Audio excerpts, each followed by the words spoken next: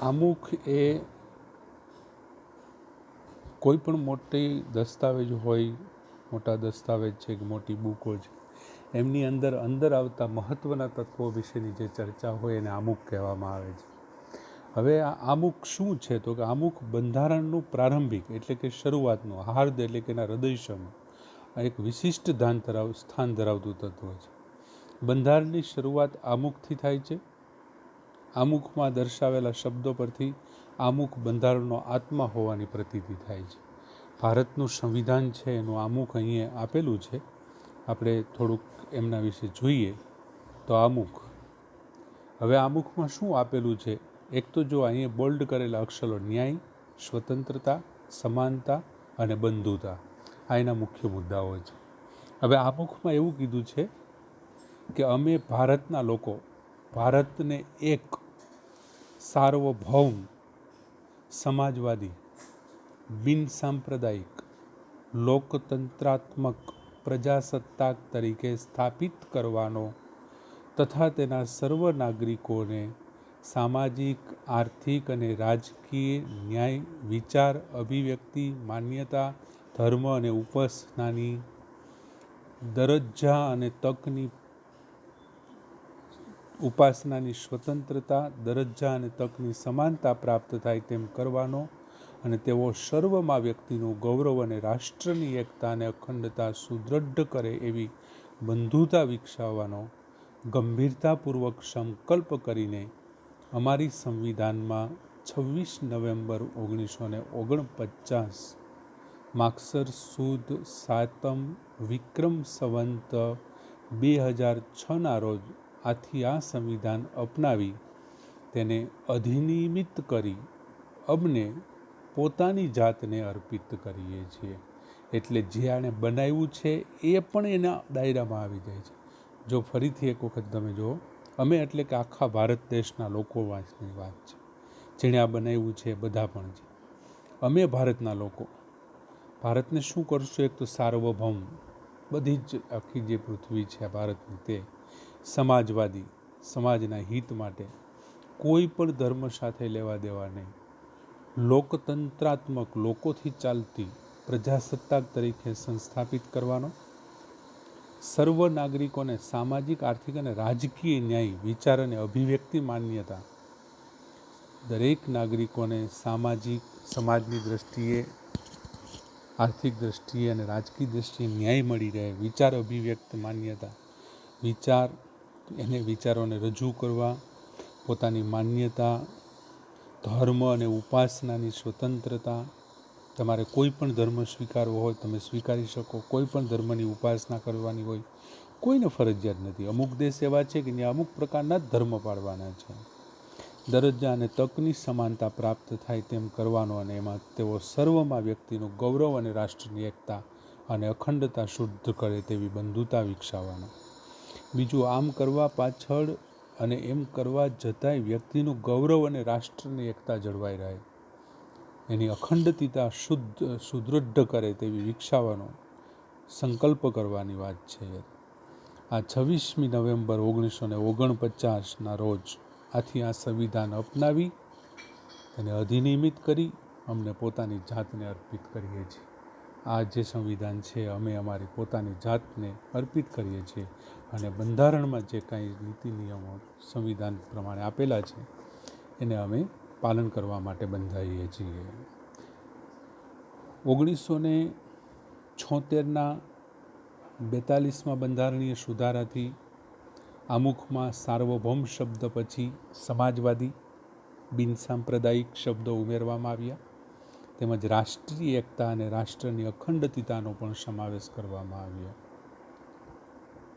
1976-42 બંધારણીય સુધારાથી આ નવા શબ્દો સમાજવાદી, બિન સાંપ્રદાયિકતા, રાષ્ટ્રીય એકતા અને રાષ્ટ્રની અખંડતા, આ શબ્દોનો ઉમેરો થયો.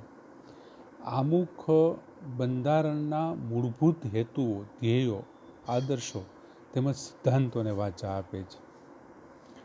આમુખ બંધારણના ઉદ્દેશો થકી ભારતમાં કલ્યાણ રાજ સ્થાપવાની ઉચ્ચ ભાવનાઓ અને આદર્શોને સિદ્ધ કરવા ઈચ્છે છે. આ આમુખ છે બંધારણના મૂળભૂત જે હેતુઓ છે, બંધારણના મૂળભૂત જે એના કારણો હેતુઓ છે, એના જે ધ્યેય છે, એના એમ નક્કી કર્યા છે, એને જે આદર્શ તેમજ સિદ્ધાંતો છે એમને વાચા આપે છે કે આની અંદર આવું છે. આમુખ બંધારણના ઉદ્દેશો થકી ભારતના કલ્યાણ રાજ સ્થાપવાની ઉચ્ચ ભાવનાઓ અને આદર્શોને સિદ્ધ કરવા ઈચ્છે એવું સ્પષ્ટ કરે. આમ આમુખ દ્વારા બંધારણના ઘડવૈયાઓના માનસનો પરિચય થાય છે. આ આમુખ વાંચતા જ આપણને ખબર પડે છે કે આ બંધારણના ઘડવૈયા જે હતા ડૉક્ટર બાબા સાહેબ ભીમરાવને, રાજેન્દ્ર પ્રસાદ છે, કનૈયાલાલ મુનશી છે, ઘણા બધા XY સરદાર વલ્લભભાઈ પટેલ, જવાહરલાલ નહેરુ, આ બધા જે છે એમના કેટલા બધા વિકસિત માનસ હશે એમનો આપણને ખ્યાલ આવે છે. હવે આપણને એમ થાય આમુખનું મહત્ત્વ શું છે, એમ શા માટે આમુખનું મહત્ત્વ આવી રીતે છે. તો આમુખને બંધારણનો આત્મા કહ્યો છે, તે રીતે તેનું મહત્ત્વ સવિશેષ છે. આ આમુખ છે ને એ બંધારણનો આત્મા છે, એના વિના બંધારણ ચાલી ન શકે. કોઈ પણ પ્રશ્નમાં ક્યાંય પણ અટવાઈએ ત્યારે આમુખ શું કહે છે એનું મહત્ત્વની બાબત છે. કોઈ પણ કાયદાના ઘડતરમાં તથા તેને પૂરી રીતે સમજવામાં કે અર્થઘટનમાં માર્ગદર્શન મળે છે. કોઈ પણ કાયદો હોય તો એને ઘડવા માટે અને એને સમજવા માટે તમને આમુખમાંથી પૂરેપૂરું માર્ગદર્શન મળી રહે કે ભાઈ આમુખમાં સાંપ્રદાયિકતાની બાબતમાં આ કીધું છે. કાયદાના હેતુ તથા તેનો આદર્શ, કાયદો ઘડવા પાછળ સંસદની નીતિ શું છે તે જાણવામાં આમુખ મદદરૂપ થાય છે. બીજું, કાયદાનું હેતુ, એનું કારણ, તેનો આદર્શ અને કાયદો ઘડવા પાછળ સંસદ શું કરવા માગે છે. દાખલા તરીકે હમણાં એક નવો કાયદો ઘડાણો, ટ્રિપલ તલાકનો, સંસદની અંદર પસાર કરવામાં આવ્યો અને એ કાયદાને બંધારણની જોગવાઈ પ્રમાણે રાષ્ટ્રપતિના સાઇન માટે મોકલવામાં આવ્યો. પણ તો ખરેખર એમાંથી આ કાયદો યોગ્ય છે? અમુક મુસ્લિમ સમાજે એમનો, અમુક લોકોએ એનો વિરોધ કર્યો કે આ અમારા ઇસ્લામની વિરુદ્ધ છે ટ્રિપલ તલાક. તો કે ભાઈ તમે ધર્મની બાબતમાં કંઈ ન કહી શકો. ભારતમાં તમારે રહેવું હોય તો બંધારણ પ્રમાણે તમારે ચાલવું પડે, અને બંધારણમાં બિન સાંપ્રદાયિકતાને સ્વીકારેલ છે. દરેક નાગરિક છે પોતાની સ્વતંત્રતા, સમાનતા અને પોતાની વાતને રજૂ કરવા માટે સ્વતંત્ર છે. માટે તમે સ્ત્રીઓને આવી રીતે ન કરી શકો. એટલા માટે ટ્રિપલ તલાકનો કાયદો છે એ નાબૂદ થયો અને બધાને એક સરખા કાયદા નીચે મૂકવામાં આવ્યો. હવે કયા પ્રકારની મુશ્કેલીઓના નિવારણ અર્થે કાયદાને ઘડવામાં આવે છે તેનો નિર્દેશ આપણને આમુખમાંથી સ્પષ્ટ થાય છે. આમ આમુખ બંધારણનો અર્ક છે. આ ટ્રિપલ તલાક દૂર કરવા માટે આમુખમાં કીધા પ્રમાણે કે દરેક નાગરિકને એક સરખો હક મળવો જોઈએ, સ્ત્રી પુરુષ સમાન છે એવો હક મળવો જોઈએ. તો એમાં સ્ત્રીઓને હક એમના નહોતા મળતા, એ આધારે આ અમે કાયદો ઘડી રહ્યા છીએ એવું જે તે સરકારે ત્યારે સંસદમાં વાતને રજૂ કરી હોય. કાયદાની કોઈ કલમમાં કે વિગતોમાં કોઈ અસ્પષ્ટતા કે વિસંવાદિતતા ઊભી થાય, કાયદાનો હેતુ સ્પષ્ટ થતો ન હોય, ત્યાં અમુક કાયદાની કલમને સમજવામાં, તેનું અર્થઘટન કરવામાં મદદરૂપ બને છે. આમ અમુક બંધારણની જોગવાઈઓને સમજવામાં હોકાયંત્રની ગરજ થાય. માની લો કે ઘણી વખત અમુક વકીલો છે એ કાયદાના અવળા ઉપયોગ કરી લે, આપણને ખબર ન પડે એવી રીતથી એ કાયદાના એવા અર્થઘટન કરે અને એ કાયદાના અર્થઘટન દ્વારા ઘણીક વખત તેઓ ગુનેગારોને છે નિર્દોષ છોડી દેતા હોય છે. ત્યારે ઘણી વખત આવું થતું હોય ત્યારે આ કાયદોના ખરેખર સાચા અર્થમાં શું છે, એ શું કહેવા માગે છે, એને કઈ રીતે અજમાવવો જોઈએ, કઈ રીતે વાપરવો જોઈએ, આ બધી વાતને નક્કી કોણ કરે? તો એમાં તમારે આમુખની મદદ લેવી પડે અને આમુખ જે પ્રમાણે કહેતું હોય એ પ્રમાણે કાયદાનું અનુસરણ થવું જોઈએ. આમ આમુખ છે એ કાયદાને સમજવા માટે, કાયદાની કલમોને સમજવા, અર્થઘટન કરવામાં મદદરૂપ બને છે.